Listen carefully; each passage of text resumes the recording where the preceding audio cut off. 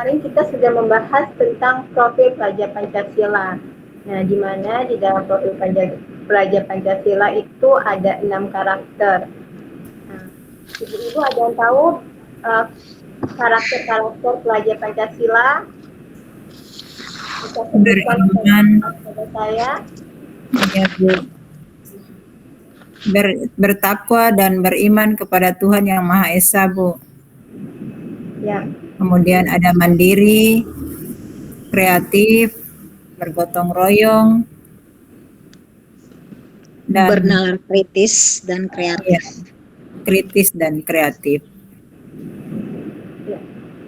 Ada 6 ya, ada 6 profil pelajar Pancasila, yaitu bahasa mulia, terus bergotong royong gobla, bergotong royong, mandiri, benar kritis,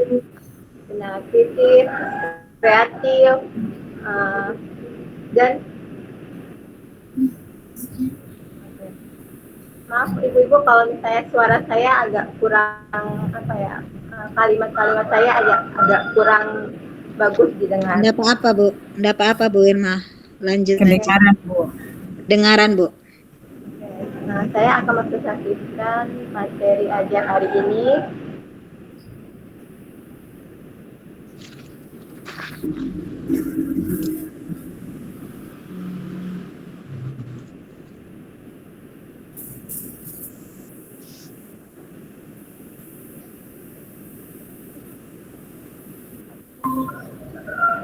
Saya bisa ya, Ibu? Iya, silakan, Bu. Ya, silakan, Bu. Oke. Hari ini kita akan membahas tentang konsep modul ajar dan komponen modul ajar. Apa saja konsep modul ajar dan komponen modul ajar itu? Nah, di sini konsep modul ajar adalah seperti yang kita lihat, modul ajar itu hampir mirip atau sama dengan RPP yang selama ini kita buat dalam perangkat ajar. Nah, di dalam modul ajar itu ada sejumlah alat atau sarana media metode, petunjuk, dan pedoman yang dirancang secara sistematik dan menarik. Nah, kemudian modul ajar itu juga mengimplementasikan dari alur tujuan pembelajaran yang dikembangkan dari capaian pembelajaran dengan profil pelajar Pancasila sebagai sarana dan disusun sesuai dengan fase atau tahap perkembangan peserta didik, mempertimbangkan apa yang akan dipelajari dengan tujuan pembelajaran dan berbasis perkembangan jangka panjang, di mana guru perlu memahami konsep mengenai modul ajar agar proses pembelajaran lebih menarik dan bermakna. Jadi di dalam modul ajar itu ada komponen-komponen seperti alur tujuan pembelajaran, capaian pembelajaran, dan profil Pancasila. Di dalam tiga komponen ini berada di dalam modul ajar. Selanjutnya, komponen modul ajar yaitu guru dalam satuan pendidikan diberi kebebasan untuk mengembangkan modul ajar sesuai dengan konteks lingkungan dan kebutuhan belajar peserta didik. Modul ajar dilengkapi dengan komponen yang menjadi dasar dalam proses penyusunan. Komponen modul ajar dalam panduan dibutuhkan untuk kelengkapan persiapan pembelajaran. Nah, selanjutnya, komponen modul ajar bisa ditambahkan sesuai dengan materi pembelajaran dan kebutuhannya. Jadi, ada 3 inti komponen umum di modul ajar, yaitu informasi umum yang di dalamnya ada identitas sekolah, terus kompetensi awal, profil pelajar Pancasila yang akan dicapai dalam pembelajaran, terus sarana dan prasarana, informasi umum, komponen isi, dan keterampilan pembelajaran. Dari situ, dari materi yang saya sampaikan itu, apakah ada pertanyaan dari ibu-ibu? Ya, ada, Bu. Ya Ibu Sin. Ya, pertanyaan saya Ibu, apa yang sudah Ibu sampaikan tadi menarik atau perlu kita tahu sama-sama supaya dalam penyusunan modul ajar itu eh, sebentar nanti kita sebagai guru akan menjadi acuan atau panduan kita di dalam proses belajar mengajar di kelas, Bu. Tapi dalam hal ini saya belum pahami tentang pembuatan modul ajar yang ada pada lampirannya, Bu. Bisa Ibu jelaskan kembali tentang komponen modul ajar yang terdapat pada lampiran, Bu? Oke, untuk lampiran itu kan berada di akhir ya, akhir Ya, dari Bu. modul ajar. Nah di situ itu kita memasukkan atau lembar kerja peserta didik, asesmen yang kita buat untuk mengukur pencapaian pembelajaran. Serta di situ juga ada bahan bacaan guru dan peserta didik. Iya. Itu materi-materi atau bahan ajar untuk sebagai panduan untuk guru atau peserta didik untuk dibaca. Iya. Itu bisa dibilang sih kalimat-kalimat asing yang ada di dalam bacaan guru. Iya, Bu. Kalimat-kalimat asing yang ada di bacaan guru itu diartikan di dalam glosarium. Sedangkan dasar pustaka itu materi yang kita ambil dari buku, terus kita masukkan ke dasar pustaka.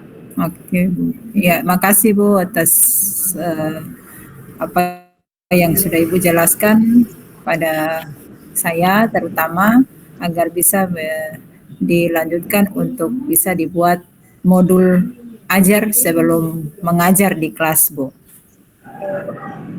Untuk Ibu Ani ada tambahan dari materi yang saya ajar itu presentasikan? Ya, baik. Terima kasih Ibu Fasilitator Ibu Irma yang sudah mempresentasikan materi bagi kita di siang hari ini. Ya, baik Ibu, materinya cukup menarik.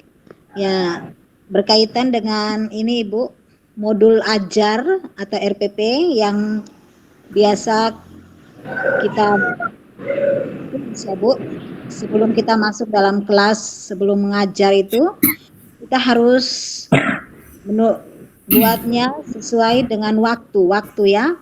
Waktu yang kesepakatan waktu itu sesuai satu RPP itu kalau kita buat itu berapa menit, Bu?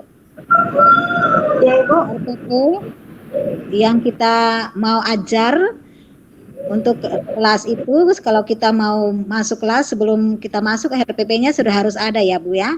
Jadi kita buat waktunya berapa menit untuk penulisan di dalam RPP itu? Itu tergantung dari jumlah jam pelajaran Ibu.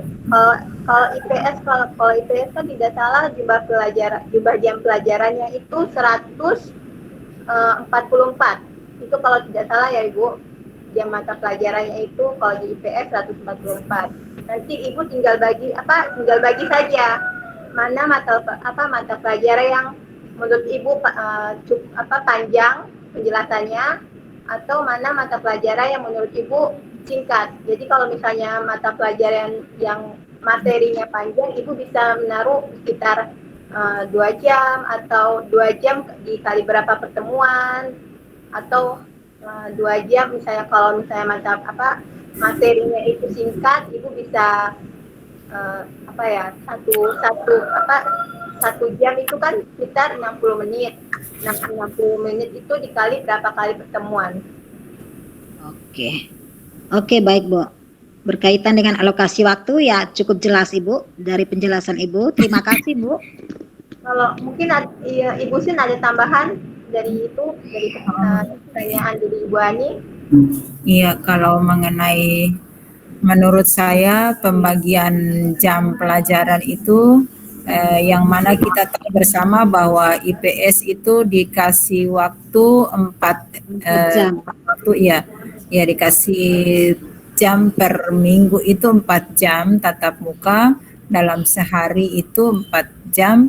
Jadi waktu yang disebutkan tadi oleh Ibu fasilitator tadi adalah 144, tinggal nanti kita bagi dalam 1 tahun itu. Jadi akhirnya kita akan mendapatkan jumlah jam yang sudah ditentukan, yaitu 4 jam per hari dalam 1 kali tatap muka untuk IPS. Itu saja Bu dari saya.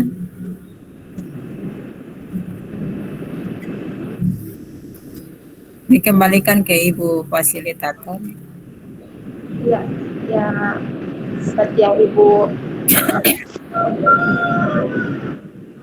cukup jelas ya Ibu untuk komponen-komponen pembelajaran. Nah, kita lihat lagi kalau kita untuk menyusun modul ajar itu, kita lihat apakah komponen-komponen pembelajaran itu bisa ditambahkan atau dikurangkan. Menurut Ibu kalau komponen modul ajar itu bisa ditambahkan atau dikurangkan dalam membuat modul ajar?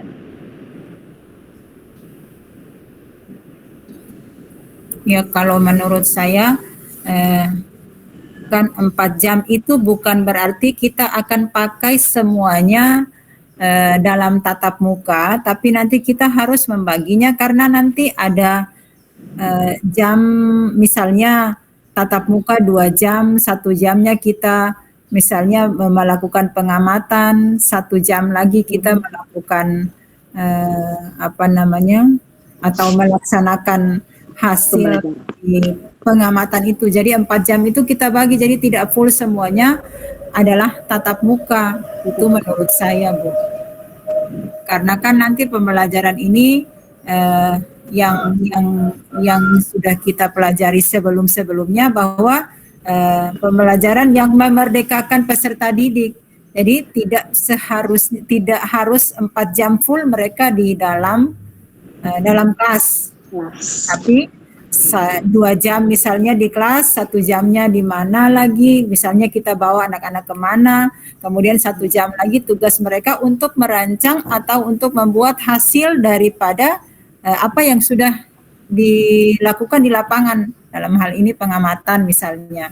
Itu Bu dari saya. Benar apa yang dibilang Ibu sih bahwa modul ajar itu harus disusun sesuai dengan profil pelajar Pancasila. Mungkin dari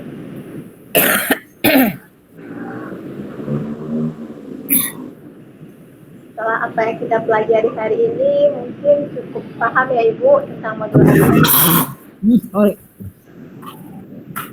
Ya, cukup jelas Bu. Oke. Di sini saya akan sedikit bermain untuk membalikan konsentrasi kita. Jadi di sini saya ada pertanyaan.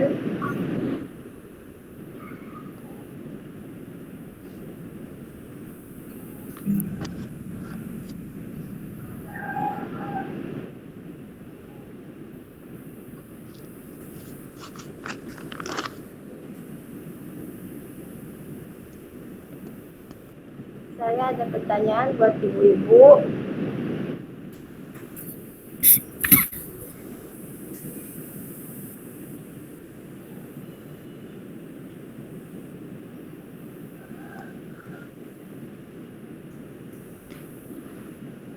Sebutkan minimal 7 komponen yang ada di dalam modul ajar. Minimal 7 komponen yang ada di modul ajar. Ibu, ada yang tahu?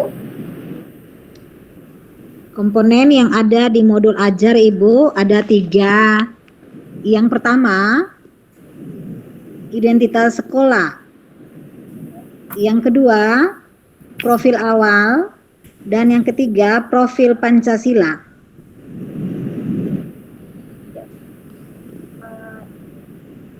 Bisa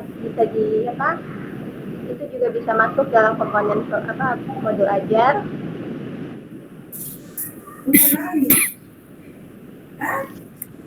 Kalau menurut Ibu Sin,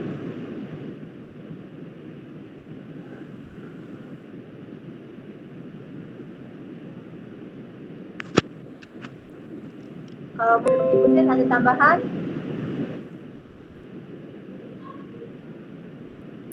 Iya Bu, maaf agak batuk. Iya, jadi 7 komponen yang terdapat di dalam modul ajar yang sudah disampaikan tadi oleh Ibu Ani. Kemudian harus 7 komponen. Relevansi Bu, kemudian komponen yang berikut apa namanya, terfokus pada peserta didik, berarti baru berapa? Baru 7, baru 5 ya Bu. 2 lagi belum tahu Bu. Tidak apa-apa. Ya. Kembalikan ke Ibu Bu. 7 komponen di modul ajar itu ada identitas sekolah, kompetensi awal, terus profil pelajar Pancasila, sarana dan prasarana, tujuan pembelajaran, dan pemahaman bermakna. Ada banyak komponen di dalam modul ajar, tapi sebagiannya itu. Oke Ibu-Ibu, menurut saya untuk materi hari ini sudah cukup, dan saya harap Ibu bisa mengaplikasinya di dalam perangkat ajar di sekolah. Iya Bu. Iya Bu, iya Bu. Iya. Ya, saya minta Ibu Sin untuk menutup dengan doa. Ya. Baik Bapak Ibu, teman-teman sekalian, sebelum mengakhiri kegiatan kita di siang hari ini, mari kita berdoa bersama agar apa yang sudah kita dapat ini bermanfaat bagi kita dan kita bisa terapkan di sekolah kita masing-masing. Berdoa dimulai.